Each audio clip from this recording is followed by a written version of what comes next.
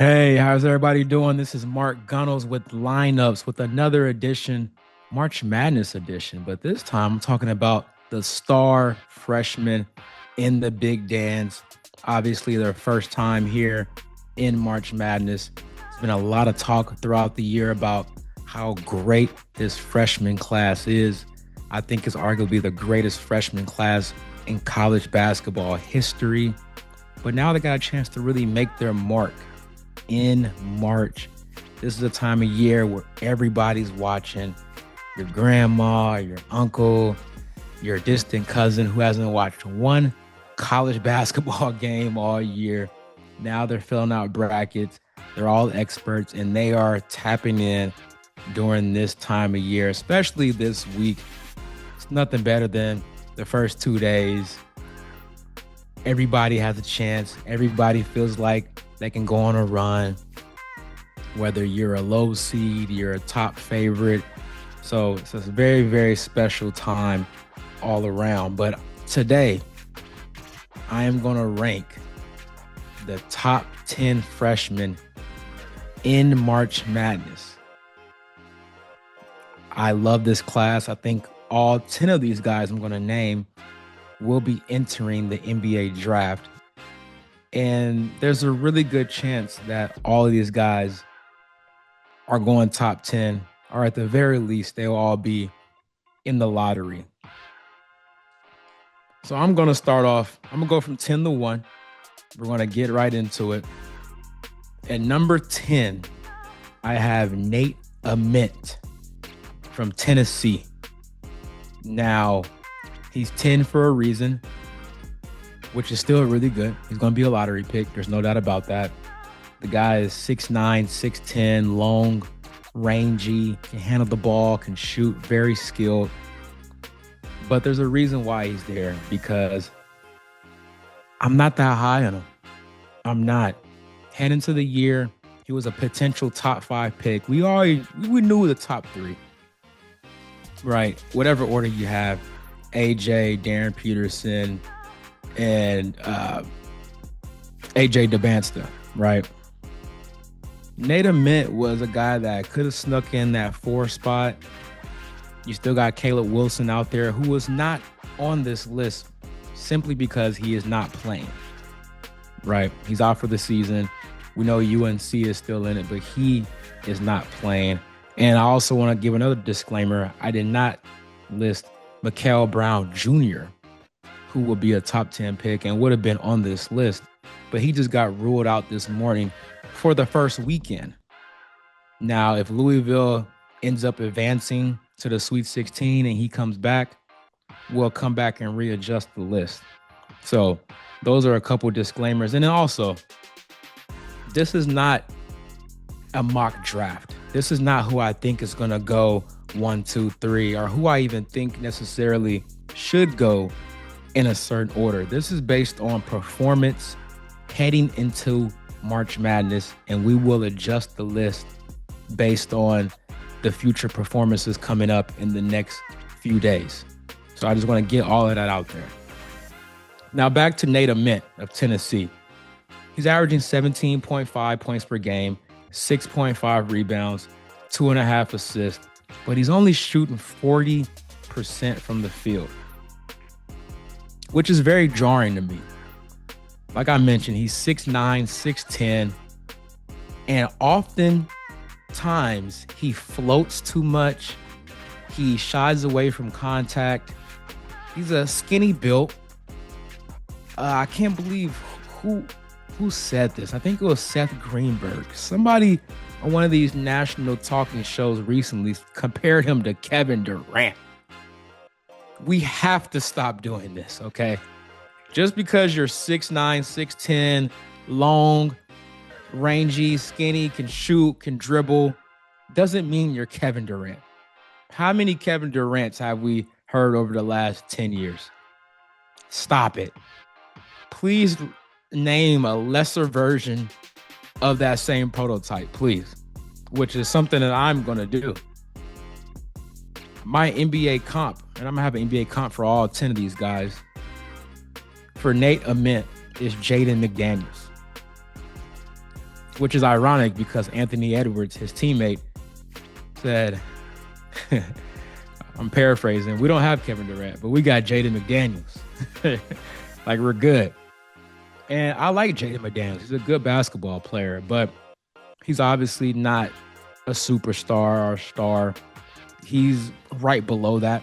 Really, really good foundational piece to a franchise. Probably a third option on a championship team. And I think that's Nate Mint. I just don't see the dog in him. And look at this. In their last 3 games against ranked teams, these are his scoring outputs in order. 13 points, 2 points, 12 points in the SEC tournament game. And in that game, he shot 1 for 13. He doesn't get the easy baskets for a guy of his height. Yeah, I know he's not that strong, but get to the line. Show some physicality. Show some want to. He settles for way too many jump shots, and it just makes him easy to defend, which shouldn't be the case for a guy of his height. But at the end of the day, I know I'm ragging on him. He will be a lottery pick, probably top 10, just based off his measurables and his skill set. But if I'm a GM, I'm running away. He's not changing my franchise. And there's too many guys in this draft that I think have the potential to change your franchise. And I just don't see it with Nate Mint. So I got him at 10. Let's move down the list. Number 9. This is a guy that nobody's talking about, and I don't get it. He's playing for a 2 seed. I'm talking about Braylon Mullins, 6'6" guard out of UConn. Now, UConn is not one of those programs where you're going to see a guy ISO a lot, get heavy usage. They play team system basketball. And I think this is going to be a case where nobody's really talking about Mullins, but he's going to fall out the top 10, probably go in that 12-13 range. So going to a better situation theoretically. And I think he could be really, really good. He's 6'6", so he has good size, and he can shoot the pill. He's averaging only 12 points a game, but like I said, not a lot of usage. Gives you 3.5 rebounds. Shooting 43% from the field. Would like to see a higher percentage there, but from 3, he's shooting 35% on pretty high volume. He is getting about 6 threes up per game.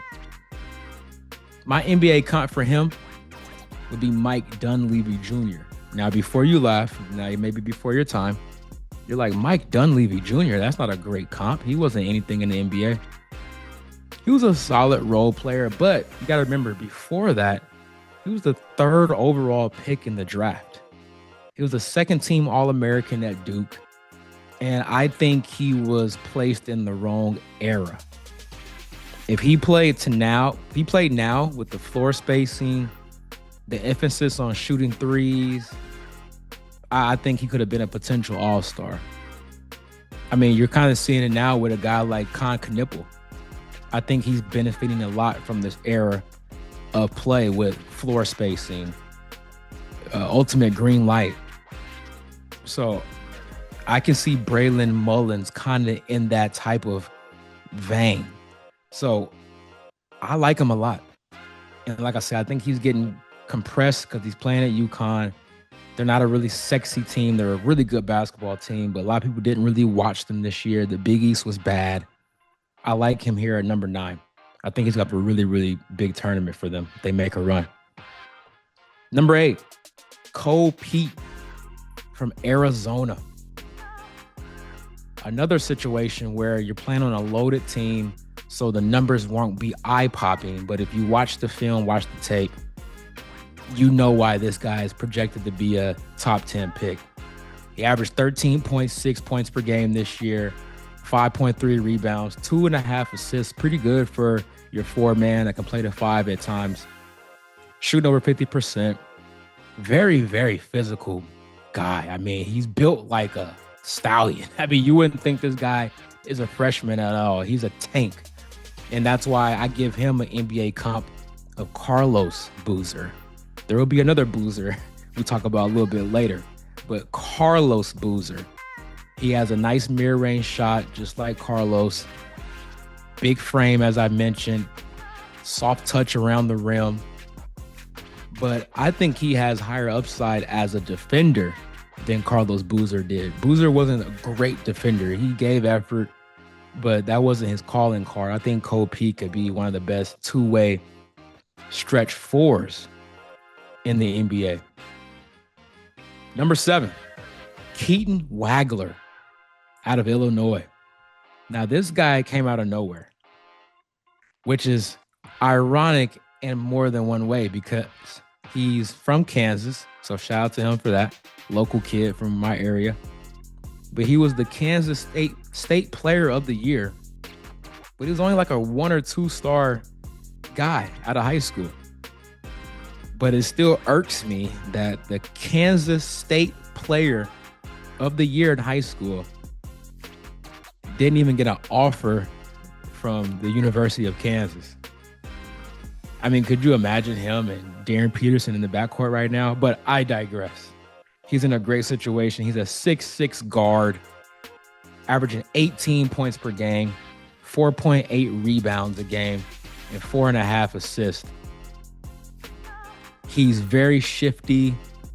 He's not the quickest guy in the world. He has a really nice, quick first step, but he's not a Russell Westbrook type John Wall that's going to go in the end. He plays at his own pace. He's very crafty. At his size, it helps him a lot. He's very skillful. He can hit you with the step back. He has a nice floater game, nice mid-range game. Really, really good passer. Very mature beyond his years. Another guy that you look at him and you're like, he's a freshman? How is he playing this calm, cool, collective? Doesn't make too many mistakes. My NBA comp for him is Austin Reeves. Similar build, 6'6", 6'5", can handle the ball, can play the 1 or the 2. I think this is a really good comparison for him. Very crafty, knows how to get to the free throw line. And Illinois, they're one of the best offenses in the country. And he's the head of the snake. So look out for Keaton Wagler. I think he is not getting enough national attention as well, just because probably he didn't come in with the hype as some of these other guys that we're going to get to as we get closer to the top 3 here. Number 6, Kingston Flemings out of Houston. 6'4" guard, gave you 16 points per game, about 4 rebounds, 6 assists, shooting nearly 48% from the field. Very, very quick. Now, he's the anti-Keaton Wagler. He can go in the end. He's like a lightning ball when he has the rock in his hands. And his mid-range game is really good. Nice pull-up game. He can stop on a dime. He can finish around the rim, above the rim. Really, really love this guy. Now, he does have flaws defensively, which is something that you don't really hear from a Houston guard because Kelvin Sampson is really, really big on guys that can defend. He gives effort, obviously, but sometimes he can get lost, especially off the ball. But with the ball in his hands, I mean, he's a 3-level scorer. Absolutely. And for a Houston team that does struggle to score at times, they look for him when they're in those scoring droughts. Even as a freshman, they have that much trust in him to kind of break the seal, if you will. So my NBA comp for him is De'Aaron Fox. If you remember De'Aaron Fox out of Kentucky, I mean, even to this day, but Kentucky, Sacramento, guy can go in the end, 3-level scorer, attack the basket, kind of skinny frame, similar to Flemings, 6'4"-ish. So I like that comparison a lot. I think he's a guy that could be a franchise player at the next level. Now we're getting to the top 5 here, guys. At number 5, I got another Arizona Wildcat. These guys might win the national championship. Braden Burries, another 6'4" guard, 16 points per game, 4.7 rebounds a game, 2.5 assists, shooting 49% from the field. and 37% from three. Now, I mentioned a couple other guys that didn't look like freshmen as far as their IQ, how they can control a game, never waver, never look rattled. Burries probably is the epitome of that. I watched a lot of Arizona basketball this year, and for him to even average 16 on that team is insane because they are loaded with talent on both ends of the floor. But Braden Burries, whenever they need a clutch basket, he's always there. He never looks sped up. He always moves at his own pace. He makes the right basketball play. He's a pretty good defender as well. He has good size at 6'4" as far as his frame. My NBA comp for him is Jamal Murray because in more than one way. One way is because Jamal Murray just made his first All-Star team, but we know in the playoffs, Jamal Murray is an All-Star type player. I feel like he always kind of gets overlooked until playoff time. That's kind of how I feel about Braden Burries. He's getting overlooked right now until March Madness. And he was a highly touted recruit out of high school, but I just think the team that he's on, he's not super flashy, is why you probably don't hear too much about him nationally. But you're going to hear about him very, very soon if you haven't. Braden Burries is clutch, 3-level scorer, and sneaky athletic too. He can get above the rim as well. So I'm looking forward to seeing him during this tournament. At number four, none other than Darren Peterson. Now you're probably wondering, why is he only 4? Well, he's been struggling lately. Now, as far as him actually playing minutes, the last 7 games, he's averaging 30 or more minutes a game. I think we're past the whole cramping thing, calling himself out of games. I think that's a thing of the past now at this point. And he even said recently in an interview talking to the media that this is the best he's felt all year. He's about 100%. So this is the best time for him to be that way if you're a Kansas Jayhawk fan. But he has been struggling from the field. He hasn't been efficient as he was when he was playing in small spurts. I think a lot of that has to do with obviously playing more minutes, maybe tired legs, just the adjustment in general. Now, I think the 6 days off, losing in the quarterfinals in the Big 12 tournament or in the semifinals was probably a blessing in disguise. Kind of recharged the batteries, and he said he's excited. I mean, this guy was the consensus number 1 pick for most of the year, especially after that first half against BYU and AJ DeBonsta when he scored 18 points in the first half. But since then, that's not the case anymore. I mean, now you're hearing that AJ is the favorite to be number 1. People also saying maybe Cam Boozer will go over Darren Peterson. So he may fall to number 3 in the NBA draft. But I think right now, during this time, is a great chance to rewrite the narrative if you're Darren Peterson.